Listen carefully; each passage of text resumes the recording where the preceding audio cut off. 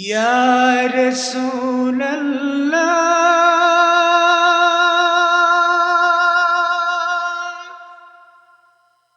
Ya Habiballah,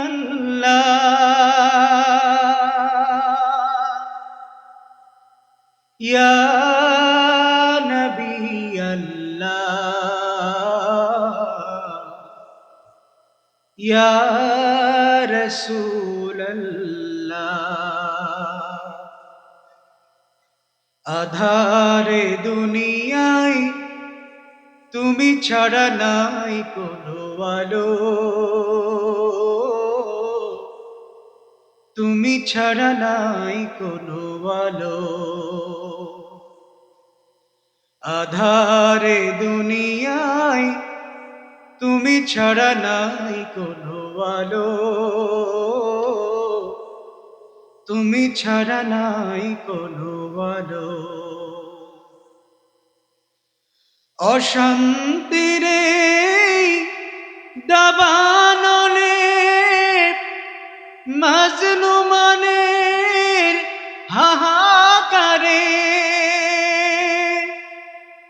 জাহেলিয়াতে আধার ঘুচাতে, জাহেলিয়াতে আধার ঘুচাতে তাওহীদি ঝড় তোলো, তুমি ছাড়া নাই কোনো আলো। সালাম সালাম ওগো হাজার সালাম তোমাকে, তুমি ধন্য করেছো হীরার আলোয় ধরাকে। সালাম সালাম ওগো হাজার সালাম তোমাকে, তুমি ধন্য করেছো হীরার আলোয় ধরাকে। ইয়া রাসূলাল্লাহ, ইয়া হাবিবাল্লাহ, ইয়া নবী আল্লাহ, ইয়া রাসূলাল্লাহ। আধারে দুনিয়ায় তুমি ছাড়া নাই কোনো আলো, তুমি ছাড়া নাই কোনো আলো। আলহামদুলিল্লাহ, টাঙ্গাবো মধ্যপাড়া আইনউদ্দিন মুন্সি জমিলা খাতুন বাংলা ও ইংলিশ ভার্সন হাফিজিয়া মাদ্রাসা ও বাইতুন নাসির জামে মসজিদ এর উদ্যোগে মরহুম মাওলানা মাইনুদ্দিন মহোদয় সহ সকলের মাগফিরাত কামনায় আজকের এই চমৎকার মহতী সম্মেলনে সম্মানিত সভাপতি,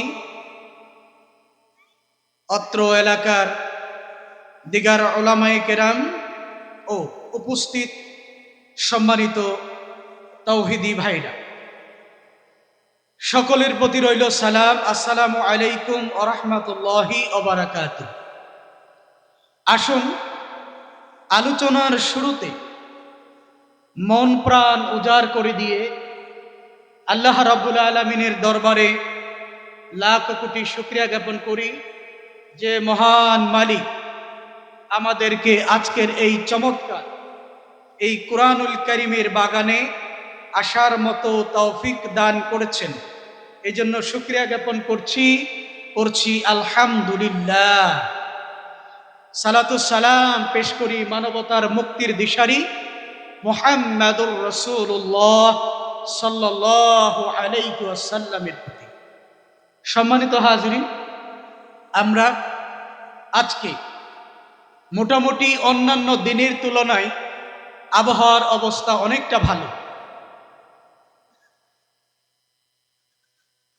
গত প্রায় 2 সপ্তাহ ধরে সূর্যের দেখা মিলেনি। আজকে আলহামদুলিল্লাহ সেই সকাল থেকে সূর্য উদিত হয়েছে মোটামুটি তাপমাত্রা বেড়েছে, শীতের প্রকোপটা কম। এই জন্য অনুরোধ করব, আপনারা যারা এখনো এদিক সেদিক ঘোরাফেরা করতেছেন, আমাদের সভামঞ্চে চলে আসুন। ইনশাআল্লাহ আমরা স্থানীয় উলামায়ে কেরাম সহ আমন্ত্রিত উলামায়ে কেরাম যারা রয়েছেন, তারা আপনাদের সম্মুখে পবিত্র কোরআন এবং হাদিস থেকে আলোচনা পেশ করবেন ইনশাআল্লাহ। মুহতারাম হাজিরিন, আমি আপনাদের সম্মুখে একটি হাদিস নিয়ে আলোচনা করতে চাই।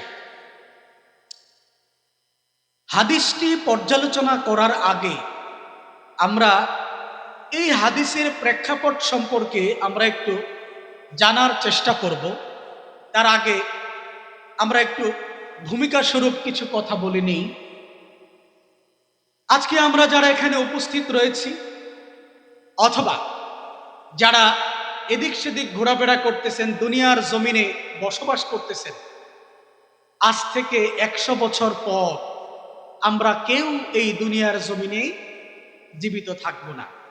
প্রত্যেকেই এই দুনিয়াটা ছেড়ে আমরা চলে যাব। এই দুনিয়াটা শেষ হয়ে যাওয়ার পরে আমরা জানি কিয়ামত হলো দুই ধরনের।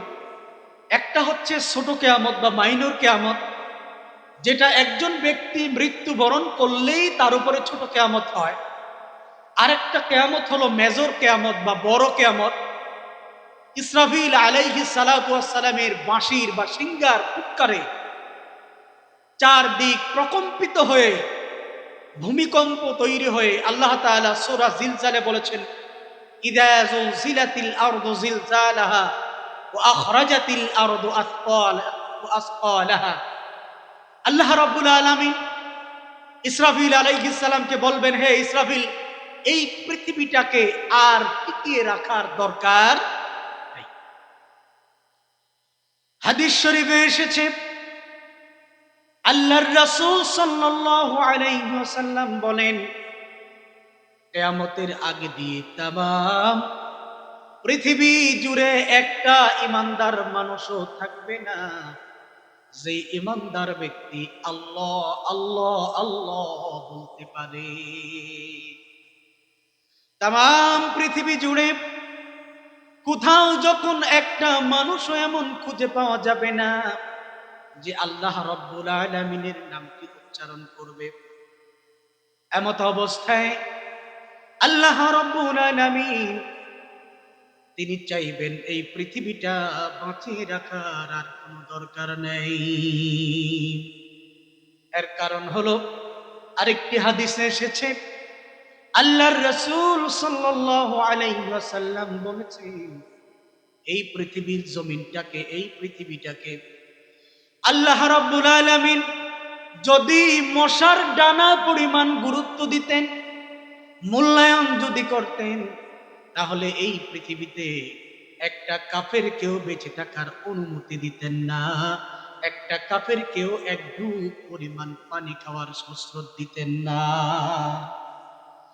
তার মানে হলো, এই পৃথিবীটা ঈমানদারের জন্যই টিকে রয়েছে। রাসূলের হাদিস অনুযায়ী তামাম পৃথিবীতে যখন একটা মানুষও ঈমানদার থাকবে না, আল্লাহকে আল্লাহ বলার মতো কেউ থাকবে না, তখন তামাম পৃথিবীর মূল্য আল্লাহর কাছে আর এক পয়সাও থাকবে না। আল্লাহর কাছে যখন এই পৃথিবীর মূল্য আর এক পয়সাও থাকবে না, তখন আল্লাহ বলবেন, এই পৃথিবীটা রেখে দেওয়ার আর কোনো দরকার নাই। ওহে ইসরাফিল, সৃষ্টির শুরু থেকে অদ্যাবধি পর্যন্ত যেই সিংহা তুমি মুখের মধ্যে নিয়ে বসে রয়েছ, আমার একটা হুকুমের জন্য বসে রয়েছ। ও ইসরাফিল, আজকে তোমাকে আমি অনুমতি দিয়ে দিলাম, তুমি সেই সিংহার মধ্যে ফুৎকার দিয়ে দাও। ইসরাফিল আলাইহিস সালাতু ওয়াস সালাম সিংহার মধ্যে ফুৎকার দিয়ে দিবেন। তামাম পৃথিবীটা ওই সিংহার ফুৎকারের কারণে প্রচন্ড রকম ঝাঁকুনি দিয়ে, প্রচন্ড রকম ভূমিকম্প দিয়ে পৃথিবীটা চুরমার হয়ে যাবে, পাহাড়গুলো তোলার মতো উঠতে থাকবে, সমুদ্রের পানিগুলোতে আগুন ধরে যাবে, এই পৃথিবীটার পৃথিবী থাকবে না। তাম পৃথিবীর মানুষগুলো মাতালের মতো ছুটতে ছুটতে, পঙ্গপালের মতো ছুটতে ছুটতে এক সময় বেহুশ হয়ে সবাই মারা যাবে। শুধুমাত্র পৃথিবী নয়, সৃষ্টির শুরু থেকে অদ্যাবধি পর্যন্ত, কিয়ামতের পূর্ব পর্যন্ত যেই সমস্ত ফেরেশতারা আল্লাহ রাব্বুল আলামিনের হুকুম মেনে বিভিন্ন কাজে নিয়োজিত রয়েছেন, প্রত্যেকটা ফেরেশতারা পর্যন্ত বেহুশ হয়ে পড়ে যাবে, তারা আল্লাহর হুকুমে মরে যাবে। সর্বশেষ হযরতে ইসরাফিল, মিকাইল, জিব্রাইল সব ফেরেশতা মারা যাবে, একমাত্র আজরাইল আলাইহিস সালাতু ওয়াস সালাম জীবিত থাকবেন। আল্লাহ বলবেন, ও আজরাইল, তাম পৃথিবীর মধ্যে আর কে জীবিত আছে? আজরাইল বলবেন, ও রব্বুল আলামিন, ও রব্বুল আলামিন, তাম পৃথিবীর সকল প্রাণী রূহ কবজ করা শেষ হয়ে গেছে, কেবলমাত্র আপনি পবিত্র সত্তা আর আমি মালাকুল মউত জীবিত রয়েছি। আল্লাহ তখন অর্ডার করবেন, মুতিয়া মালাকাল মউত, হে মালাকুল মউত, তুমি নিজে নিজে মৃত্যুবরণ করো। হযরত আজরাইল আলাইহিস সালাম আল্লাহ রাব্বুল আলামিনের এই আদেশ পাওয়ার পরে নিজে নিজেই নিজের জানটাকে কবজ করে দেবেন। তাম পৃথিবীতে আর কোনো কিছু নাই, একটা মানুষের চিহ্ন নাই, কোনো জিনিসের চিহ্ন নাই। তাম পৃথিবী তখন ভেঙে চুরে চুরমার হয়ে যাবে। একমাত্র আল্লাহ রাব্বুল আলামিন যুল জালালি ওয়াল ইকরাম, তিনি কেবলমাত্র থেকে যাবেন, আর কেউ থাকবে না। এমত অবস্থায় তিনি আবার ইসরাফিলকে জাগ্রত করবেন, জীবন দিবেন, দেওয়ার পরে আবার বলবেন, ও ইসরাফিল, আবার তুমি তোমার সিংহায় ফুৎকার দিয়ে দাও। ইসরাফিল আলাইহিস সালাতু ওয়াস সালাম পুনরায় সিংহের মধ্যে ফুৎকার দেওয়ার পরে বাঁশের ঝাড়ের মধ্যে নিচে দিয়া নতুন বাঁশের করুল যেমন করে জ্বালায়, আপনার মাসকলাইয়ের ডাল আপনি যদি রাস্তায় ফেলে দেন, ক্ষেতের মধ্যে ফেলে দেন, মাসকলাইয়ের ডাল একদিন দুই দিন যাওয়ার পরে অঙ্কুরোদ্গম হয়ে ছোট ছোট চারা গাছ যেমন করে জ্বালায়, তাম পৃথিবীর জমিনের মধ্যে যেইখানে যেইখানে কবর রয়েছে, ওইখান থেকে মানুষগুলো বাঁশের করুলের মতো নতুন করে গজাতে থাকবে। শুধু গজাতে থাকবে এমন নয়, মানুষগুলোকে পেছন থেকে প্রচ্ছন্ন একটা শক্তি ধাক্কাতে ধাক্কাতে হাসরের ময়দানের মধ্যে নিয়ে যাবে। হাসরের ময়দানটা কেমন ময়দান, এই ব্যাপারে আল্লাহর রাসূল সাল্লাল্লাহু আলাইহি ওয়াসাল্লাম বলেছেন, তাম পৃথিবীর জমিনটাকে আল্লাহ রাব্বুল আলামিন তামায় পরিণত করে দেবেন। মাথার আধা হাত উপরে চলে আসবে সূর্যটা, সূর্যের দূরত্ব পৃথিবী থেকে 9,30,00,000 মাইল অথবা 15 কোটি কিলোমিটার দূরে হচ্ছে সূর্যের দূরত্ব। সেই সূর্যটাকে 1 মাইল অথবা মাথার আধা হাত উপরে নিয়ে আসা হবে। বর্তমান সূর্যের যে তাপমাত্রা, এটাকে আরো 100 গুণ বাড়ায় দেওয়া হবে। মাথার উপর থেকে সূর্য তার প্রখর আলো যখন দেওয়া শুরু করে দেবে, পায়ের নিচে তামার মাটি মুহূর্তের মধ্যে আগুনের মতো দাউ দাউ করে জ্বলতে থাকবে। মাথার উপরে সূর্যের তাপ, নিচে তামার তাপ, এই দুই তাপের মাঝে মানুষগুলো এমন ভাবে পড়ে যাবে। আল্লাহর রাসূল বলেছেন, মানুষের শরীরের মধ্যে কোনো কাপড় থাকবে না, পায়ের মধ্যে কোনো জুতা থাকবে না, খতনাবিহীন অবস্থায় মানুষকে এই হাসরের ময়দানে ওঠানো হবে। এমত অবস্থায় রাসূল বলেন, মানুষের মাথার মগজগুলো মা বোনেরা বাড়িতে ভাত রান্না করার সময় টকবক টকবক করে যেরকম ফুটতে থাকে, মানুষের মাথার মগজগুলো এই রকম করে ভাতের মারের মতো ফুটতে থাকবে এবং মাথার মগজগুলো নিচে গলে গলে পড়তে থাকবে। মানুষের শরীর থেকে প্রচন্ড রকম ঘাম ঝরতে থাকবে। মানুষের মাথার মগজ গলানো এবং প্রচন্ড রকম ঘাম, এই দুইটা একত্রিত হয়ে তামাম হাসরের মাঠটাতে থই থই পানির মতো করতে থাকবে। একটা হাদিসের ব্যাখ্যায় উলামায়ে কেরামগণ বলেছেন, হাসরের মাঠে ৪৩ ফুট পর্যন্ত মানুষের মগজ গলানি আর ঘামের পানিতে পড়ে যাবে। একজন মানুষ যদি বড় একটা জাহাজ ওই পানিতে চালাতে চায়, রাসূল বলেছেন অনায়াসে ওই পানির মধ্যে একটা বড় জাহাজ চালাতে পারবে, এমন পানি হয়ে যাবে। এই পানির মধ্যে পানিটা সাধারণ পানি নয়, বরং মানুষের ঘামের পানি, মাথার মগজ গলানির পানি, দুই পানির সংমিশ্রণে রাসূল বলেন কারো টাকনু পর্যন্ত দেবে যাবে, কারো হাঁটু পর্যন্ত দেবে যাবে, কারো কোমর পর্যন্ত দেবে যাবে, কারো বুক পর্যন্ত দেবে যাবে, কারো এই নাক বরাবর পানি চলে আসবে, কোন রকম উপরের দিকে মাথা দিয়ে শ্বাস নিতে পারবে। হাসরের মাঠ বড় ভয়াবহ মাঠ। রাসূল বলেছেন একজন ব্যক্তি দুইটা পা রাখতে পারে এই রকম জায়গা শুধু হাসরের মাঠে পাবে, এর চাইতে বেশি জায়গা পাবে না। লোকাল ট্রেনগুলোতে মানুষ যখন ওঠে এমন অবস্থাও কখনো কখনো হয়, স্বাভাবিকভাবে দাঁড়াতে পারে না, মাথাটাকে উপরের দিকে দিয়ে তারপরে শ্বাস নিতে হয়।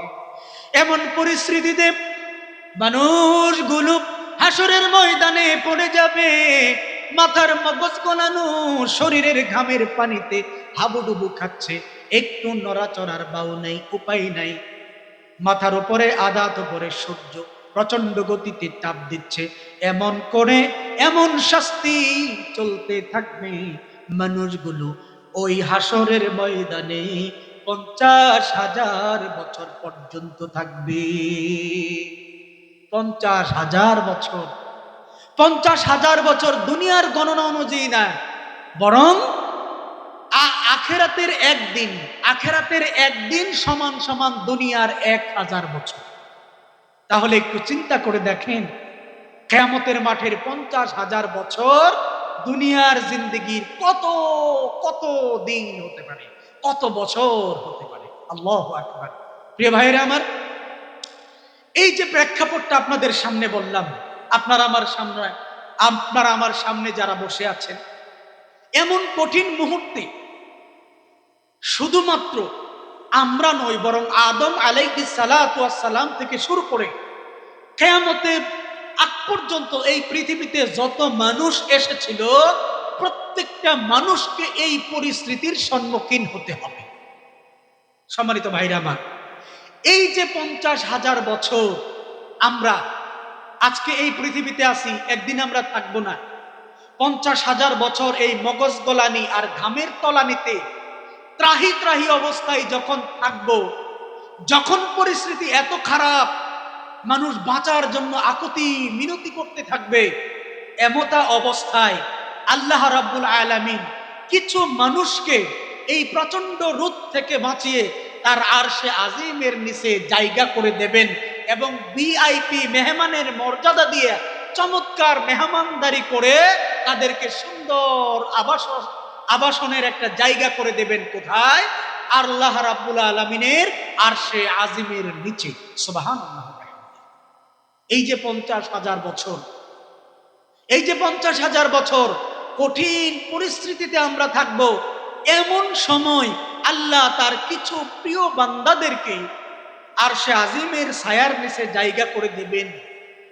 আমরা কি এই 50,000 বছর এই কঠিন মুহূর্তে ওই আল্লাহর আরশের ছায়ার নিচে জায়গা পেতে চাই নাকি চাই না? বলেন। যদি আমরা ওই আরশের নিচে জায়গা পেতে চাই, তাহলে আমাদেরকে 60টা গুণের যে কোনো একটা গুণ আমাদের মধ্যে অর্জন করতে হবে। কারণ হলো, আমি যেই হাদিসটা আপনাদের সামনে উপস্থাপন করব ইনশাআল্লাহ, এই হাদিসটি আসছে সাহিহ বুখারীর 660 নাম্বার হাদিস। এই হাদিস শরীফে আবু হুরায়রা রাদিয়াল্লাহু তাআলা আনহু কর্তৃক বর্ণিত, আল্লাহর রাসূল সাল্লাল্লাহু আলাইহি ওয়াসাল্লাম বলেছেন, যেদিন মাথার 1 মাইল উপরে অথবা আধা হাত উপরে সূর্যকে আল্লাহ টেনে নিয়ে আসবেন, মাথার আধা হাত উপরে সূর্য এসে 100 গুণ বেশি তাপমাত্রা দিয়ে যখন তাপ বিকিরণ করা শুরু করে দেবেন, মানুষের মাথার মগজগুলো যখন গলে পড়তে থাকবে এবং তার ঘামের কারণে যখন পুরা হাসরের মাঠে পানি থই থই করবে, এমত অবস্থায় এই 50,000 বছর আল্লাহ রাব্বুল আলামিন 7 শ্রেণীর মানুষকে ভিআইপি মেহমানের মর্যাদা দিয়ে তার আরশে আজিমের নিচে জায়গা করে দেবেন। এই 7 শ্রেণীর মানুষের মধ্যে আমি হুজুর যদি পড়ে যাই, আপনারা শ্রোতারা যদি পড়ে যান, তাহলে ওই দিন কি আমাদের সৌভাগ্যর অন্তর্ভুক্ত হবে না ইনশাআল্লাহ? এই জন্য আসেন, এই 7 শ্রেণীর মানুষ কারা কারা? আল্লাহর রাসূল ওই 7 শ্রেণীর ভিআইপি মেহমান কারা কারা, যাদেরকে আল্লাহ সুবহানাহু ওয়া তাআলা ওই কঠিন মুহূর্তে আরশের ছায়ার নিচে জায়গা দেবেন। আসুন তাদের পরিচয়টা একটু জানি এবং আমরা একটু নিজেদের মধ্যে মিলানোর চেষ্টা করি, আমাদের মধ্যে ওই 7 শ্রেণীর কোনো এক শ্রেণীর গুণ আমাদের ভেতরে আছে কিনা। প্রিয় ভাইরা আমার, আমরা এই হাদিসটা বর্ণনা করার আগে আসুন একটু জিকির করি, লা ইলাহা।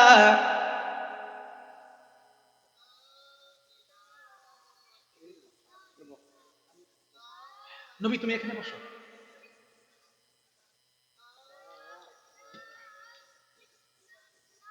মোবাইল আনছো? মোবাইল মোবাইল মোবাইল আনছো? কটা বাজে? লা ইলাহা, জোরে লা ইলাহা, নেই কোনো মালিক আল্লাহ ছাড়া, নেই কোনো মাবুদ আল্লাহ ছাড়া, জোরে লা ইলাহা, ও জোরে লা ইলাহা, জোরে লা ইলাহা, লা ইলাহা ইল্লাল্লাহু মুহাম্মাদুর রাসূলুল্লাহ সাল্লাল্লাহু আলাইহি ওয়াসাল্লাম। আসুন ভাই, 7টা পর্যন্ত না আযান করতে দিই, আযান করতে পড়ে নামাজ এইবার নাম কিছু শেষ।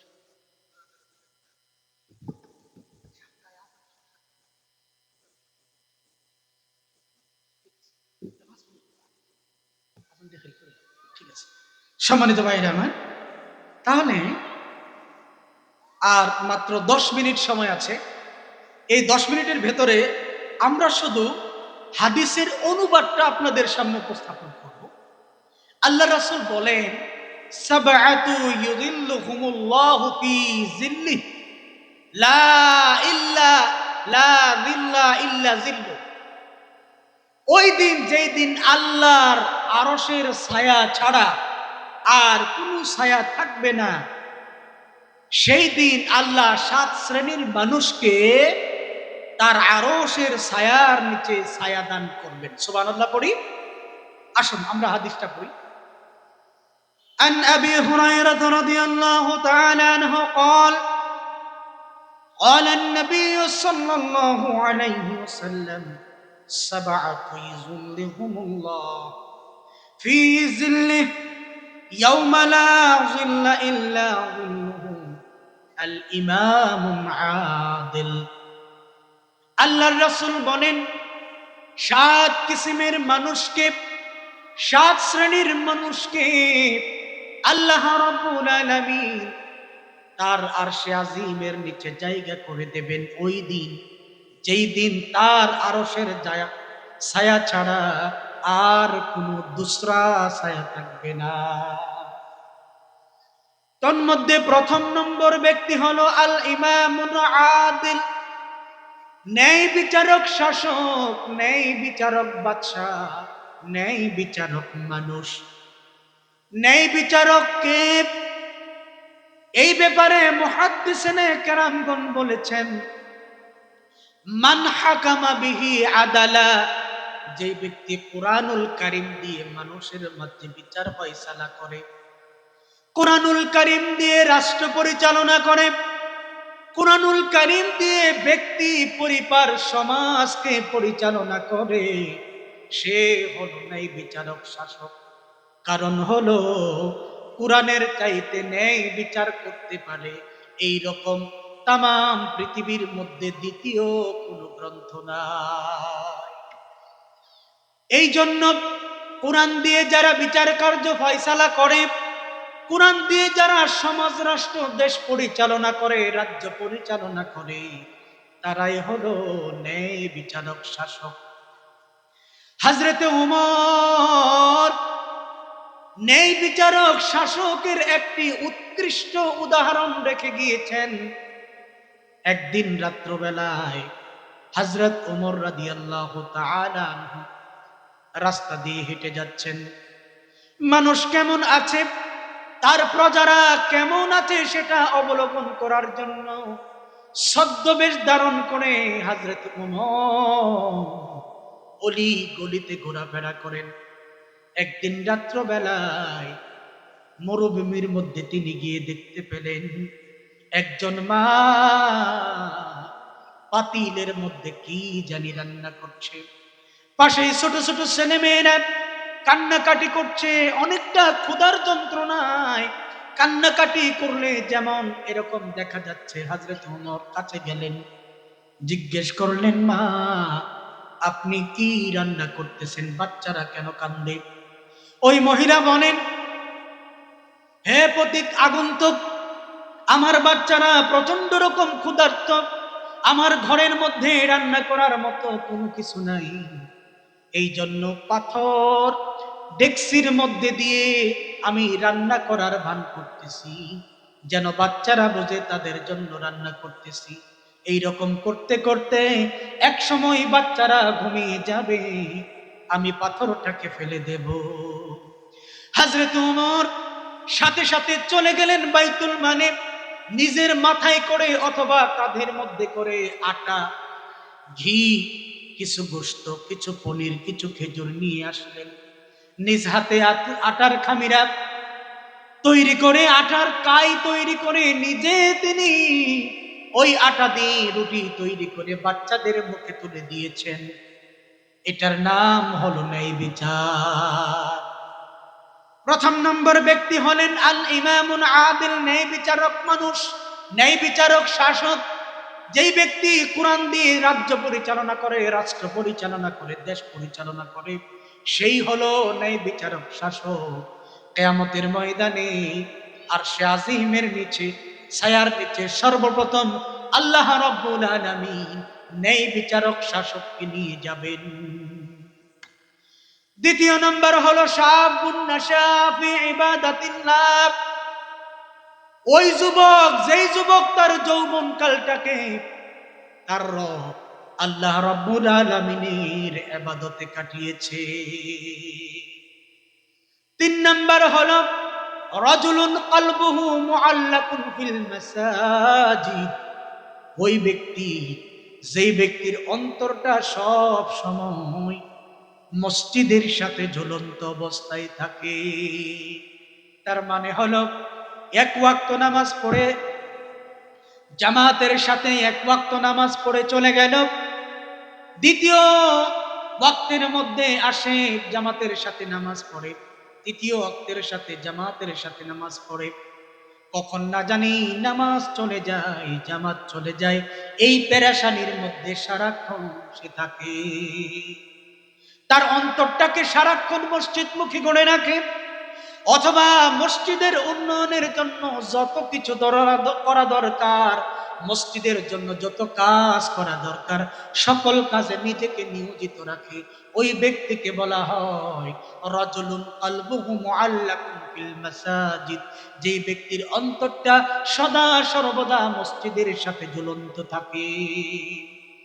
চতুর্থ নাম্বার হলো রাজুলান তাহাব্বা ফিল্লাহি ইজতামা আলাইহি ওয়া তাফাররাকা আলাইহি, দুইজন ব্যক্তি, যেই দুইজন ব্যক্তি একমাত্র কেবলমাত্র আল্লাহ রাব্বুল আলামিনের সন্তুষ্টি অর্জন করার জন্য দ্বীনের মহাব্বতে আল্লাহর জন্য একে অপরকে ভালোবাসে, আল্লাহর রাজি খুশির জন্য দুজন একত্রিত হয়, আবার আল্লাহর রাজি খুশির জন্য দুজন পৃথক হয়, এই রকম দুজন ব্যক্তি যারা কেবলমাত্র আল্লাহর জন্যই একে অপরকে ভালোবাসে, তাদেরকে আল্লাহ তার ভিআইপি মেহমান বানিয়ে আরশে আজিমের নিচে জায়গা করে দেবেন। পঞ্চম নাম্বার হলো এমন ব্যক্তি, যেই ব্যক্তিকে একজন সুন্দরী নারী, একজন সম্ভ্রান্ত নারী, যার অর্থ আছে, বংশমর্যাদা আছে, সৌন্দর্য আছে, সব কিছু আছে, এমন নারী ওই পুরুষটাকে ডাক দিয়ে বলে, ও যুবক, ও পুরুষ, তুমি আসো, আমার সাথে অবৈধ প্রেমে লিপ্ত হয়ে যাও। এই কথাটা বলার পরে ওই ব্যক্তির সাথে সাথে ওই নারীর দিকে লক্ষ্য করে বলে, ও সুন্দরী নারী, আমি তোমার প্রেমটাকে প্রত্যাখ্যান করলাম, কারণ হলো ক্বালা ইন্নী আখাফুল্লাহ, এর কারণ হলো আমি আল্লাহকে ভয় করি, কিয়ামতের দিনকে ভয় করি, তাই তো আমি তোমার সাথে অবৈধ জেনায় লিপ্ত হতে পারি না।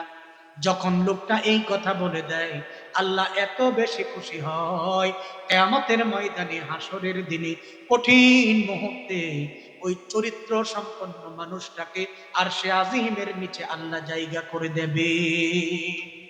ষষ্ঠ নম্বর হলো ওই ব্যক্তি, যেই ব্যক্তি আল্লাহর রাস্তায় সাদাকা করে, দান করে, মান তাসাদ্দাকা ফাআখবাহা, ব্যক্তি আল্লাহর রাস্তায় দান করার পরে এমন গোপনে সে দান করে, এমন গোপন ভাবে দানটাকে করে, দানটাকে গোপন রাখে, তার ডান হাত কি দান করেছে, বাম হাত সেটা টের পায় নাই।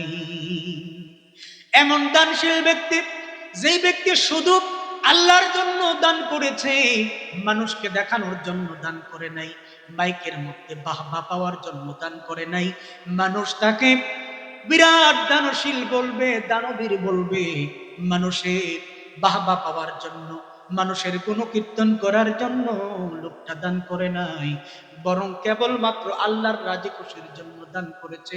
ওই ব্যক্তিকে কিয়ামতের ময়দানে আল্লাহ আরশে আজিমের নিচে জায়গা করে দেবে।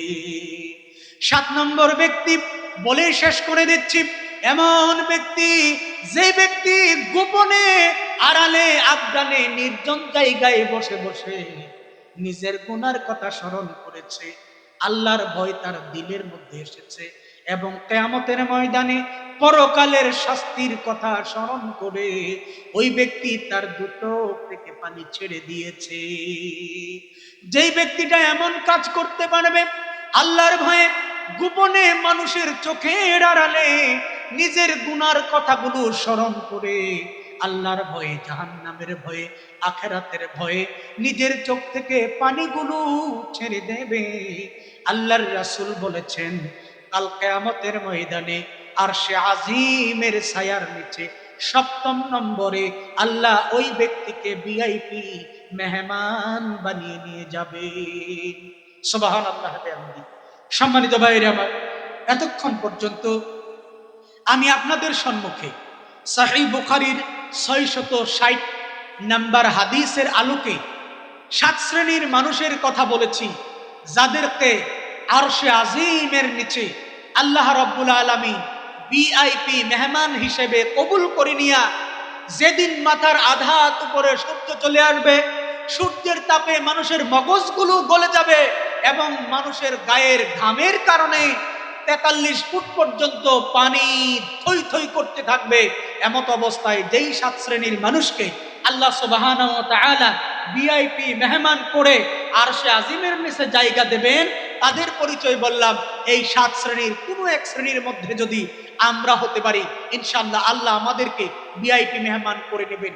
আসুন এই হাদিসের আলোকে আমরা আমাদের জীবনটাকে গড়ি, 7 শ্রেণীর কোনো এক শ্রেণীর মেহমান হওয়ার মতো তৌফিক আল্লাহ আমাদের দান করুক।